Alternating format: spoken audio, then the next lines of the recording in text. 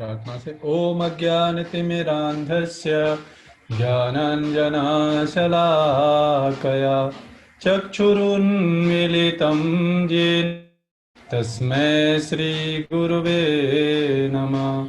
श्रीचैतन्यमनोभीष्टं स्थापितं येन भूतले स्वयंरूपः कदा मह्यं ददाति स्वयं पदान्तिकम्।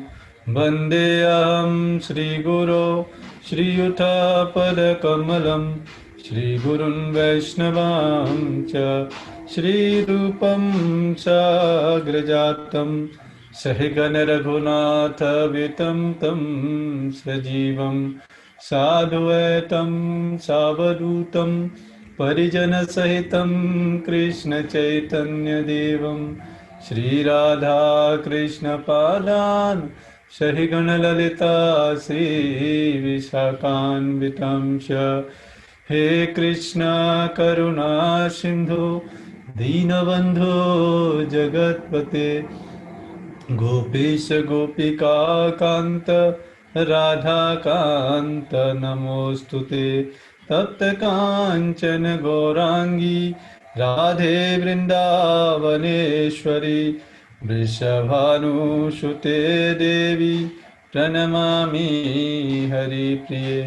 वाञ्छाकल्पतरुभ्यश्च कृपा सिन्धुभ्येव च पतितानां पावनेभ्यो वैष्णवेभ्यो नमो नमः। जय श्री कृष्ण चैतन्य प्रभु नित्यानंद श्री अद्वैत गदाधर श्रीवासादि गौरभक्तवृंद। हरे कृष्णा कृष्ण कृष्ण हरे हरे, हरे राम राम राम हरे हरे। हरे कृष्णा।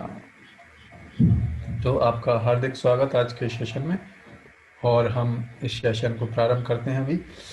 और आज हम भगवत गीता का फर्स्ट चैप्टर का 14th वर्स का कुछ पार्ट डिस्कस करेंगे और कुछ आने वाले समय में, और उसके साथ साथ प्रैक्टिकलिटी ऑफ सीइंग प्रोसेस, मतलब जो हम देखते हैं उसको प्रैक्टिकल वे में कितना प्रयोग कर सकते हैं हम, वो आज डिस्कस करेंगे।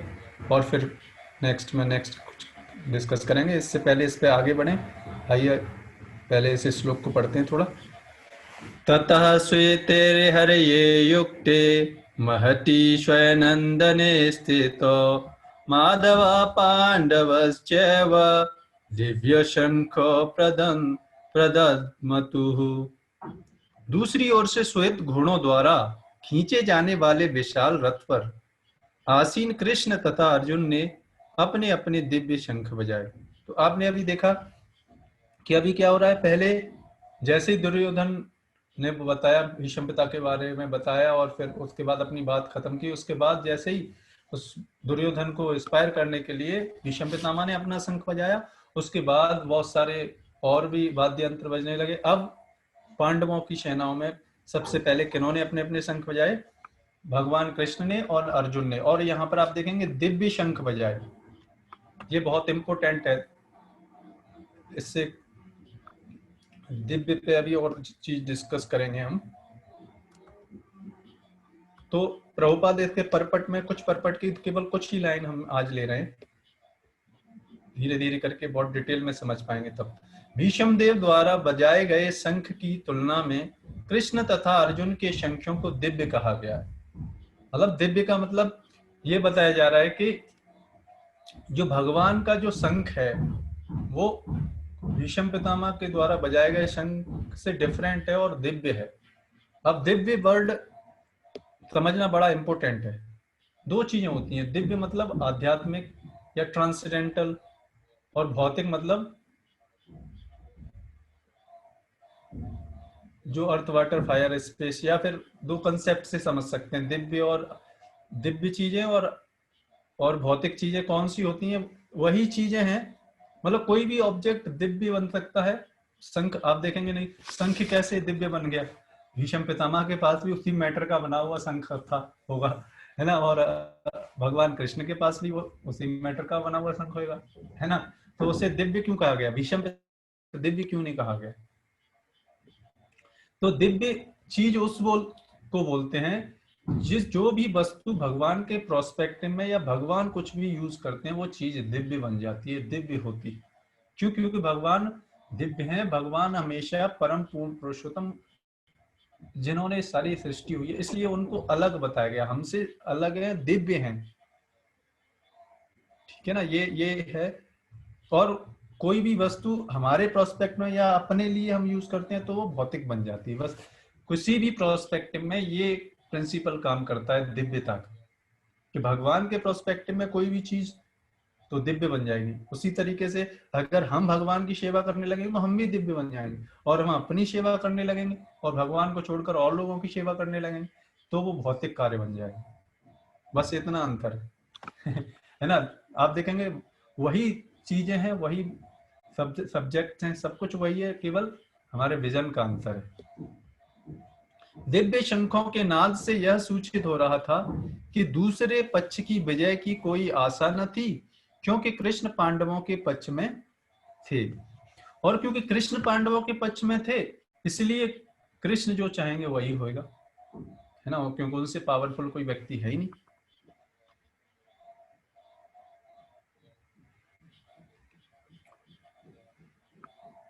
और आगे अब ये दिव्य सब्जेक्ट मैटर कैसे समझ में नहीं आता। आप देखेंगे दिव्य, सारा दिव्य सब्जेक्ट मैटर हमारे स्क्रिप्चर्स में लिखा हुआ है, ये सारे वर्ड्स समझ में आते, या फिर क्यों हमको ऐसा लगता है कि ये माइथोलॉजी टाइप का है। इसलिए हमने ये सारे सेशन प्रारंभ किए हैं, जिससे हम समझ पाए कि हम जो नॉलेज लेते हैं हम कितने भ्रम में रहते हैं।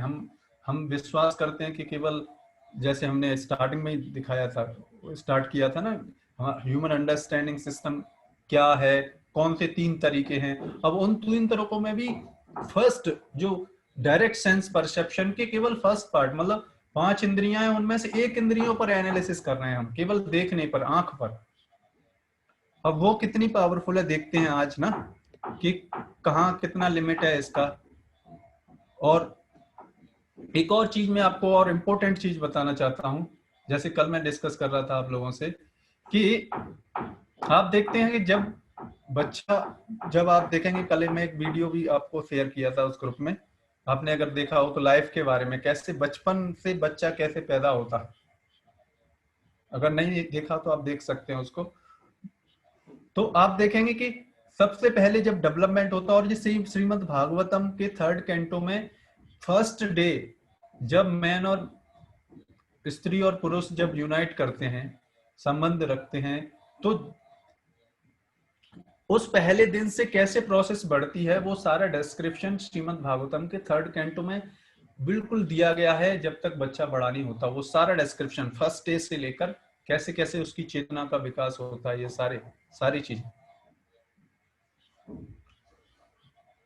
अब ये है कि अब वो अब अगर हम अभी अभी मॉडर्न साइंस के थ्रू, तो अभी, और वो भी केवल देखा नहीं गया एज इट इज, केवल रिसर्च करके, जैसे हम जो वीडियो देखेंगे, अब वो वीडियो क्या है, जो केवल वहां से रिकॉर्ड नहीं किया गया, अंदर एम्ब्रियो के अंदर का वीडियो वो रिकॉर्ड नहीं किया गया, जो मैंने वीडियो शेयर किया। हम सोचते हैं जब वीडियो देखते हैं तो हम देखते हैं हाँ ये रिकॉर्ड किया हुआ, ऐसा नहीं होता वीडियो रिकॉर्ड नहीं किया गया वो केवल जो भी रिसर्च की गई है उसके बेसिस पर जो थॉट्स लोगों ने या साइंटिस्ट लोगों ने जो थॉट्स रखे हैं, उन थॉट्स को एनिमेशन फॉर्म में बना दिया गया है। ये है वीडियो, ना कि वो रिकॉर्ड किया गया। रिकॉर्ड करने का अभी कोई भी इतनी क्लैरिटी से रिकॉर्ड नहीं किया जा सकता, अंदर का बहुत धुंधला सारी चीजें आएंगी है ना। तो इसलिए, नहीं तो हम क्या समझते हैं, हम तो वीडियो देख के समझते हैं हाँ ये ऐसे रिकॉर्ड किया हुआ है ना, ऐसे नहीं होता, और हम इसी पर विश्वास कर लेते हैं। इसलिए हमने ये सेशन उठाए। और तो जब बच्चा बचपन में आप देखते हैं तो सबसे पहले आप देखेंगे कि क्या डेवलप होता है। पर्पस ये है कि उसमें डेवलप होता है, सबसे पहले स्किन डेवलप होती है। और सारी सेंसेस आप देखेंगे किसके, इस स्किन से ही तो बनी हुई है, और क्या है नहीं। और ये स्किन ये किससे बना है, ये भी एलिमेंट्स की आज डिस्कस करेंगे, ठीक है ना। अब सबसे पहले स्किन डेवलप होती है, इसलिए आप देखेंगे स्किन जो सेंसेशन है ये बहुत पावरफुल होता है। इसलिए आप देखेंगे कि ये जो टच होता है, इसलिए आप देखेंगे कि जो स्त्री और पुरुष हो या पुरुष और स्त्री के बीच में जो आकर्षण है वो बहुत पावरफुल होता है, क्योंकि टच सेंसेशन ये वाली इंद्रियां बहुत पावरफुल है। और इसकी वजह से आप देखेंगे हाथी पकड़ में नहीं आ सकता, इतना पावरफुल व्यक्ति है, लेकिन हाथी को पकड़ने के लिए हथनी का प्रयोग किया जाता है, और वो हथनी को देख के या उससे स्पर्श करता है तो उसके पीछे भागता है। उसी तरीके से आप देखेंगे रियलिटी में यही स्त्री और पुरुष के बीच में भी यही रियलिटी है। इसलिए वैदिक स्क्रिप्चर्स में क्या बताया गया था, जब बच्चे बड़े या जब बचपन में होते तब तो इतना डिफरेंशिएट नहीं होता इतना, क्योंकि उनके अंदर वो सेंसेशन पावर नहीं होती, लेकिन जब बड़े होते हैं, इसलिए वैदिक कल्चर में पहले अलग अलग सेपरेट होता था एजुकेशन, लेकिन अभी नहीं है। तो अभी उसकी वजह से क्या होता है, पहले से अफेयर हो जाते हैं, फिर वो आकर्षित हो जाते हैं, फिर क्या होता है, फिर लिविंग रिलेशनशिप सिस्टम स्टार्ट हो जाता है, एक दूसरे की केयर नहीं करना चाहते, और फिर मैरिज जो सिस्टम जो कि जिसके फायदे थे उसका कोई फायदा नहीं हो पाता। तो ये टच सेंसेशन जो स्किन वाला जो पार्ट है वो बहुत पावरफुल है, इसलिए सबसे पहले स्किन डेवलप होती है, और बच्चा भी क्या होता है इसी से पहले महसूस करता है, कॉन्शियसनेस उसमें पहले स्किन के थ्रू ही उसको महसूस होती है, कान नाक आंख ये नहीं बने होते, लेकिन जब जैसे जैसे डेवलप होता है तो फिर उसके बाद आप देखेंगे कि उसके बाद ईयर्स उसके बाद पावरफुल होते हैं। आप देखेंगे कि हम सो रहे होते हैं तो आंख बंद होती हैं, अगर कोई स्किन पे टच करके उठाएगा तो उठ भी जाएगा, है ना। अगर कोई एक थप्पड़ मार दे स्किन में तो दर्द होगा, उठेंगे कि नहीं उठेंगे, उठ जाएंगे ना, इसलिए पावरफुल है ये स्किन। है ना। इसके बाद सेकंड आता है ईयर्स का। ईयर्स का कैसे आता है, अब देखो जब टच भी नहीं करें और अगर आंखें तो खुलेंगी नहीं, लेकिन अगर बहुत तेज साउंड वाइब्रेशन चला दें फिर देखो कैसे उठ जाते हैं हम लोग। है ना। तो सेकंड पावरफुल क्या है, ईयर्स। लेकिन ईयर्स भी किससे बने हैं, स्किन से बने हैं, तो पहले स्किन के बाद डेवलप होती हैं ये सारी, जैसे जैसे ये बाकी की सेंसेस, ये टंग, ईयर्स, नोज, ये चार इस स्किन से डेवलप होकर बनती हैं। तो ईयर्स उसके बाद पावरफुल होते हैं, और उसके बाद कौन काम करता है ईयर्स के बाद, स्मेल, है ना। अब देखो स्मेल क्या है, आप बैठे बैठे हवा अगर आ रही है, हवा के थ्रू स्मेल आपकी नाक में आ जाएगी तो आप सूंघ के पता लगा सकते हैं, है ना। तो एक चांसेस हैं आपके उठने के, है ना, क्योंकि आंख तो खुलेंगे नहीं तब तक, आंख तो बाद में खुलेंगी, इन तीनों के काम होने पर आंख खुलती। है ना। आइज अब यहाँ पर काम कर दिया, देखो आइज कौन से नंबर पे, फोर्थ नंबर पे है ना। और जब फिर हम क्या करें, जब देखने लगते हैं तो फिर हम जब देखने लगते हैं तो और कॉन्शियसनेस फिर आ जाता है, और फिर उसके बाद क्या है, टेस्ट काम करता है जीभ से फिर। क्योंकि जीभ तो तभी काम करेगी नहीं जब उठेंगे कुछ कांड करेंगे। तब टेस्ट फिर कर पाएंगे इस तरीके से। तो ये था कौन सी इंद्रिया सबसे पावरफुल होती है। इसलिए आप देखेंगे कि वैदिक स्क्रिप्चर्स में, हमारे वैदिक स्क्रिप्चर्स में, जब तक स्त्री और पुरुष के बीच में आकर्षण रहेगा तब तक वो व्यक्ति भगवान की भक्ति नहीं कर पाता। इसलिए इसको क्या बताया गया, इसलिए आप देखेंगे धीरे धीरे करके ये आकर्षण को, पहले ब्रह्मचर्य आश्रम दिया जाता था, ट्रेनिंग की जाती थी, उसके बाद फिर अगर मान लो किसी का ये सेंसेशन पावर इतना बहुत ज्यादा है तो क्या होगा, तो फिर उसको सलाह दी जाती थी कि ठीक है आप मैरिज कर सकते हो, ये नहीं कि आप किसी भी के साथ रिलेशनशिप बना सकते हो जैसे आजकल है, नहीं ऐसे नहीं। मैरिज सिस्टम में आप अपनी शादी कीजिए, रेस्पॉन्सिबिलिटी लीजिए, अपनी पत्नी के साथ संबंध रखिए, ये नहीं बाहर में उपद्रव बनाइए।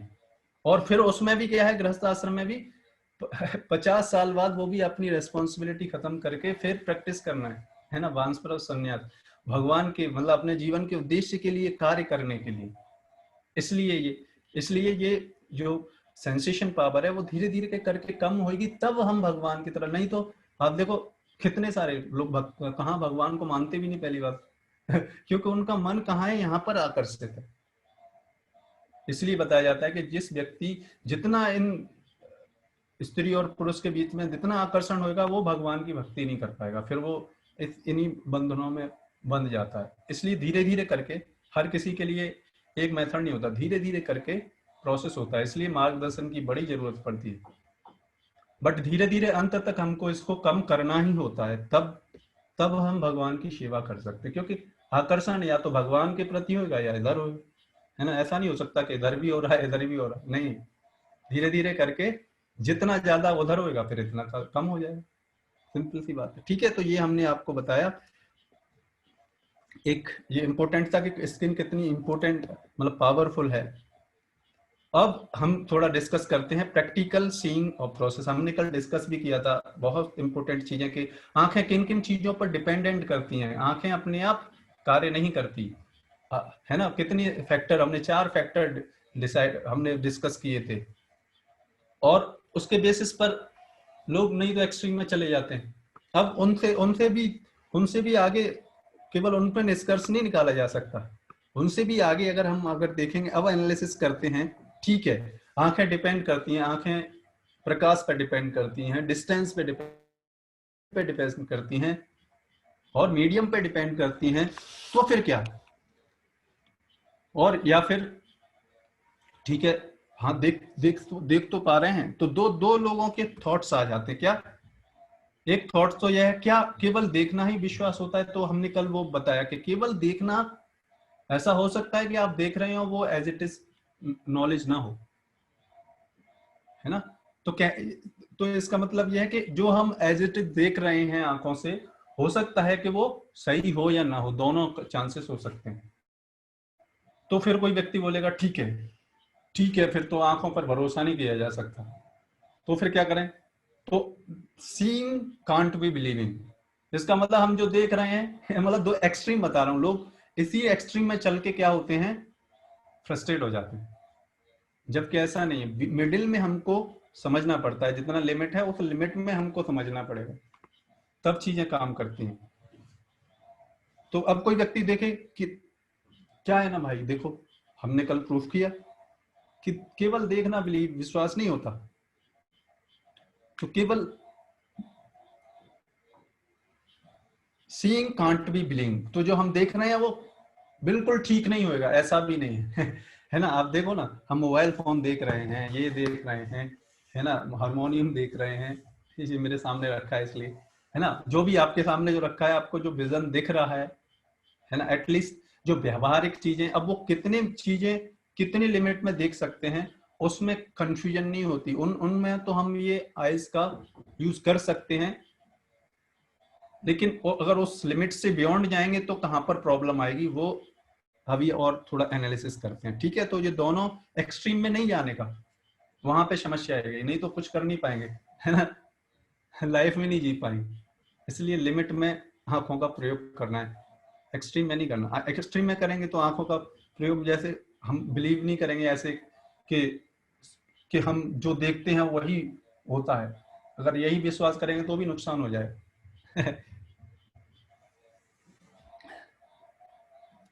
तो फिर आइए आप देखते हैं कि कैसे इसकी प्रैक्टिकल लाइफ में कैसे हम इसको प्रयोग कर सकते हैं, इन आंखों को प्रैक्टिकल लाइफ में कितना। और तो अब हम देखते हैं कि ये सीइंग जो है किन किन एलिमेंट्स को देख पाती है। आपने ये सुना है हमारे स्क्रिप्चर्स में, ये पूरा जो ब्रह्मांड है, पूरा ये भौतिक संसार है, वो 24 एलिमेंट से मिलकर बना है। उसमें से 5 एलिमेंट जो मेनली डिस्कस किए जाते हैं, अर्थ, फायर, एयर, वाटर और ईथर। इससे भी आगे माइंड, इंटेलिजेंस, इको और ये सेंसेस और भी चीजें हैं बहुत सारी, बट वो हम डिटेल में नहीं बात कर रहे। बट आप अभी इतना समझिए, अर्थ, फायर, एयर, वाटर, ईथर को स्पेस भी बोल सकते हैं। अर्थ, वाटर, फायर, एयर, स्पेस, तो ये 5 एलिमेंट्स हैं, और इसके अलावा भी 19 एलिमेंट्स और हैं, उनके बारे में डिस्कस करेंगे। और ये एलिमेंट, और आपने और भी सुने होंगे एलिमेंट, जैसे मॉडर्न साइंस में एलिमेंट्स किनको बोलते हैं, हाइड्रोजन, हीलियम, लिथियम, है ना, वो एलिमेंट्स हैं। तो वो एलिमेंट और ये एलिमेंट में डिफरेंस है, एक एक जैसे नहीं है, एक स्केल पे नहीं मैच कर सकते। इन एलिमेंट्स को डिफाइन करने का अलग तरीका है, उन एलिमेंट को डिफाइन करने का अलग तरीका है। अब वो कैसे डिफाइन करते हैं, अब आंख कहाँ पर, अब क्या है ना, क्योंकि ये पूरा ब्रह्मांड इन्हीं एलिमेंट से मिलकर बना है, तो जो हम जिन ऑब्जेक्ट से हम इंटरेक्ट कर रहे हैं एक्चुअली वो इन्हीं 5 एलिमेंट्स या 24 एलिमेंट्स से मिलकर बना हुआ है। वो 24 या कोई 5 से या कोई 2 से या 3 से या फिर 24 एलिमेंट्स पूरा ही मिलके बना हुआ है ना। जैसे आप देखो, मान लो आपके पास आटा है, चीनी है, गेहूं है, बहुत सारे ऑब्जेक्ट है ना, लेकिन कुछ कुछ इस प्रिपरेशन बनाते हैं, कुछ सब्जी बनाते हैं तो कुछ में कुछ यूज होता है। जैसे पूड़ी बनाएंगे तो उसमें आटा तेल यूज होगा, अगर चपाती बनाएंगे तो केवल आटा यूज होगा, पानी यूज होगा, है ना। तो ऐसा इसका मतलब क्या है कि कुछ चीजें बनाएंगे तो कुछ कुछ एलिमेंट्स यूज करेंगे। उसी तरीके से संसार में जो भी ऑब्जेक्ट बने हुए हैं वो सारे 24 एलिमेंट्स से मिलकर बने हुए हैं।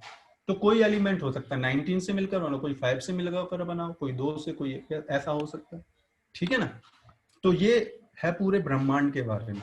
अब आंखें इन एलिमेंट से मिलकर जो ऑब्जेक्ट बनते हैं, तो आंखें कहां पर काम करती हैं, किन किन तक और किस रेंज में काम करती हैं, वो हम थोड़ा समझते हैं।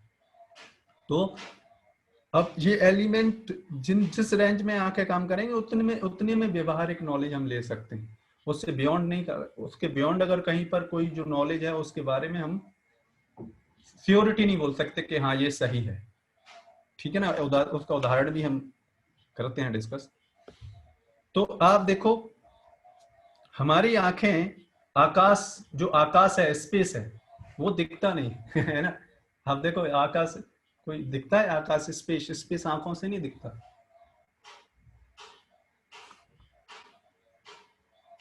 और एक एक एलिमेंट का एक एक क्वालिटी है। अर्थ का क्वालिटी है स्मेल। तो सबसे पहले स्पेस पे आते हैं। स्पेस स्पेस ऐसा है जो कठिन हो जाता है देखना हमारे लिए। तो अर्थ, वाटर, फायर, एयर और स्पेस। तो अर्थ का क्वालिटी है क्या, स्मेल। वाटर का क्या है, टेस्ट। एयर का क्या है, टच। फायर का फॉर्म। और अर्थ का क्या, स्पेस का क्या, साउंड। ये 5 चीजें जो कि हमने देखा ना, 5 इन एक एक सेंसेस से एक एक साउंड आ रही, एक एक ये सेंस ऑब्जेक्ट था वो। तो उसी तरीके से तो अब क्या होता है, ये एक एक एलिमेंट, तो जब स्पेस का जो गुण है वो ऑलरेडी किस में मिलता है, एयर में मिलता है। इसलिए एयर में क्या होगा, स्पेस की क्वालिटी होगी। स्पेस की क्वालिटी क्या, साउंड। इसलिए एयर में भी क्या होता है, साउंड होता है। और इसमें टच भी काम करता है। और फायर में क्या, फॉर्म भी आ जाता है। वाटर में टेस्ट भी आ जाता है। अर्थ में स्मेल भी आ जाता है। तो अर्थ, जो अर्थ एलिमेंट है उसमें पांचों के पांचों ऑब्जेक्ट काम करते हैं, ठीक है ना। अब यहां पर हमारी आंखें क्या है, अब एक एक ऑब्जेक्ट से एक सेंसेस से काम कर रही थी। आंखें हमारी क्या, फॉर्म तक काम करती थी। अब देखो, आंखों से हम क्या देख पाते थे, फॉर्म। फॉर्म क्या है,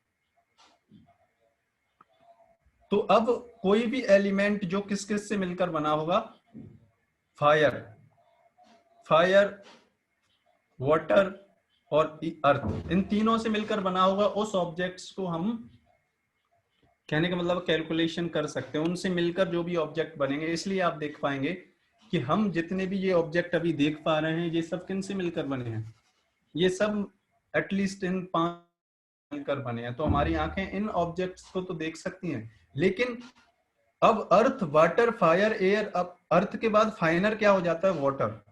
वाटर से भी फाइनर क्या हो जाता है, फायर। फाइनर मतलब कहने वाला जहां पर हमारी इंद्रियां काम नहीं करती उनको एक्सेस करने के लिए, क्योंकि एक एक गुण कम हो रहा है ना, हमारी सेंसेस एक एक गुण को ही तो एक्सेस कर पाती हैं।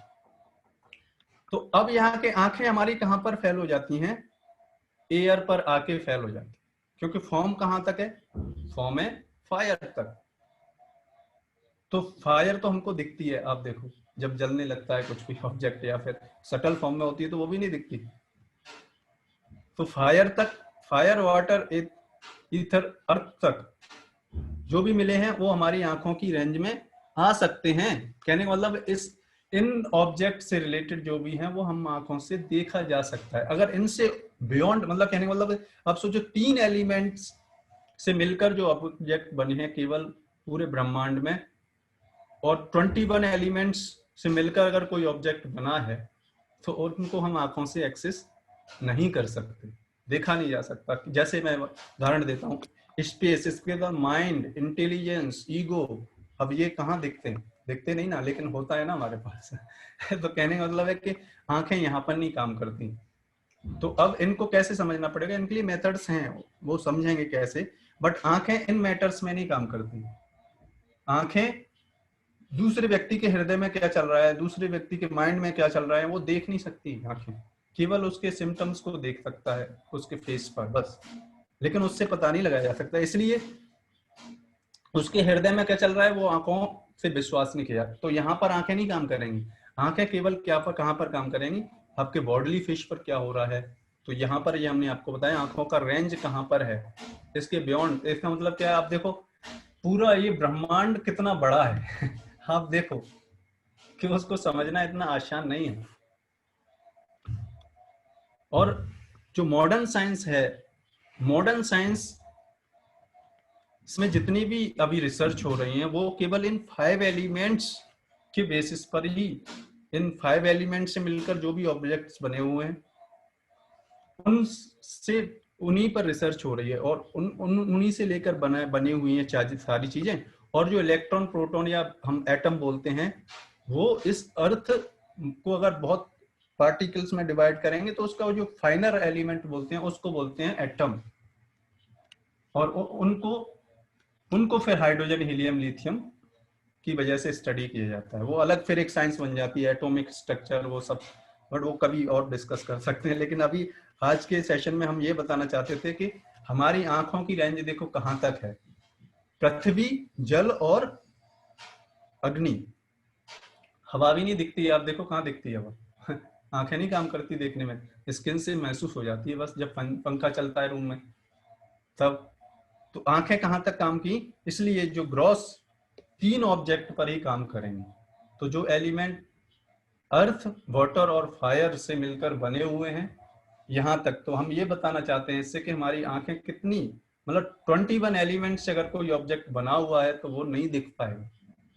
तो आंखों पर उन एलिमेंट्स के लिए क्या है, आंखें अंधी हैं। अब इन 3 एलिमेंट्स में भी क्या है, मतलब आंखें यहाँ काम है, 3 एलिमेंट्स में भी अब डिस्टेंस काम करेगी, इसमें भी बहुत लिमिटेड है। है ना। तो कहने का मतलब देखो आंखों से कितना लिमिटेशन है। अगर आंखों से सही नॉलेज लेना है तो वो 3 फैक्टर भी इंक्लूड करने पड़ेंगे आपको, डिस्टेंस, स्पीड, है ना, मूवमेंट, तब थोड़ा एग्जैक्टली कुछ पता लग सकता है। तो आंखों जो, तो लोग जो बोलते हैं कि हम देखने पे ही विश्वास करते हैं, वो भी ठीक नहीं है। और केवल इसमें करते हैं तो जो व्यवहारिक चीजों में जहां तक आंखें काम करती हैं वो वैसे हमको, हम वहां तक आंखें जैसे हम देख रहे हैं, आपस में डील कर रहे हैं यहाँ तक। लेकिन अगर माइंड के ऊपर आ गई तो वहां पे नहीं आंखें काम करेंगी। तो इस रेंज में हमारी आंखें काम करेंगी। तो इन चीजों पर हमको आंखों पर विश्वास करना चाहिए, ठीक है ना। आंखों पर कितना विश्वास किया जा सकता है, जैसे हम खाना खा रहे हैं तो जो भी खाना दिख रहा है वो खा रहे हैं, है ना। नहीं तो क्या होगा, हम देख नहीं रहे, खाना नहीं खा रहे, ऐसे हो सकता है। ठीक है ना। तो आज के सेशन में हमने ये प्रयास किया आपको बताने का कि आंखों की कितनी लिमिटेशन है, आंखों को प्रैक्टिकली कहाँ पर प्रयोग किया जा सकता है, जिससे कि हम, ऐसा भी नहीं हो कि हम जो देखें उस पर विश्वास नहीं करें, जहां तक जो संभव है उस पर विश्वास कर सकते हैं इन सारे ऑब्जेक्ट में। तो और फिर कल हम नेक्स्ट सेंसेस के बारे में बात करेंगे और उस पर फिर इसी तरीके से एनालिसिस करेंगे उसकी, कहाँ पर इस तरीके से 2-4 दिन में ये खत्म हो पाएगा डायरेक्ट सेंस परसेप्शन। फिर हम एनालिसिस करेंगे कि देखो डायरेक्ट सेंस परसेप्शन कहाँ तक पूरी सारी सेंसेस से लेकर कहाँ तक काम कर पा रहा है। और आपको हम ये एक और इन्फॉर्मेशन बताएं कि मॉडर्न साइंस है वो सारा किस पर बेस्ड है, सारा का सारा ये डायरेक्ट सेंस परसेप्शन पर ही बेस्ड है और सेकंड मेथड पर। तो वो उसका कितना लिमिटेशन है वो भी समझना पड़ेगा। इसलिए हम ये भी नहीं इसलिए होता क्या है, जब हम पढ़ते हैं मॉडर्न साइंस के फैक्ट्स को तो उनको उस लिमिट में ही समझना पड़ेगा, ऐसे नहीं। इसकी वजह से पता है प्रॉब्लम क्या हो जाती है, जैसे हम पढ़ते हैं कि मैन केम फ्रॉम मंकीज, ये नॉलेज ना होने की वजह से हम क्या कर पाते हैं, मॉडर्न साइंस में जो गलत चीजें भी उन्होंने डिस्कवर कर दिया या फिर उन्होंने अपने थॉट्स गलत दे दिए, तो हम भी क्या उनको गलत ही एक्सेप्ट कर लेते हैं, है ना। उसकी वजह से कितना जो लाइफ का उद्देश्य हम उससे भटक जाते हैं। क्योंकि जब व्यक्ति सोचता है कि हम बंदरों से आए हैं, फिर क्या होता है, इवोल्यूशन से आए हैं, तो फिर क्या होता है, प्रॉब्लम होती है, फिर वो एथिस्ट बन जाता है, फिर वो जीवन का उद्देश्य भूल जाता है। इसलिए हम ये सेशन इतनी डिटेल में डिस्कस कर रहे हैं, जिससे कि हमको कोई गुमराह ना कर पाए इवन। क्योंकि आजकल लोग क्या है ना, मॉडर्न साइंस के पीछे पागल हैं। तो मॉडर्न साइंस के पीछे पागल होना खराब बात नहीं है, उसमें जो भी प्रैक्टिकल सही चीजें हैं उतना हम अडॉप्ट करेंगे, लेकिन वो गलत बता रहे हैं वहां नहीं एक्सेप्ट कर सकते, कहने का मतलब ये। तो इसलिए ये नॉलेज देना इम्पोर्टेंट हमको लगा, इसलिए हम दे रहे हैं आपको। ठीक है, तो आज के सेशन को हम यहीं पे विराम करते हैं और फिर कल मिलेंगे नए श्लोक, और ये सेकंड सेंस के बारे में डिस्कस करेंगे, कितना उसका लिमिटेशन है। ठीक है, हरे कृष्ण। और भी जानना चाहते हैं तो हमारा ग्रुप है जर्नी ऑफ सेल्फ डिस्कवरी, उस पर आप ज्वाइन कर सकते हैं और भी इस तरीके के सेशंस में आने के लिए, फिर और पर्सनल गाइडेंस के लिए उसमें और ज़्यादा आप समझ सकते हैं इन सारी चीज़ों से, है ना। तो इस तरीके से हम इसको, आज के सेशन को हम यहीं पे विराम देते हैं।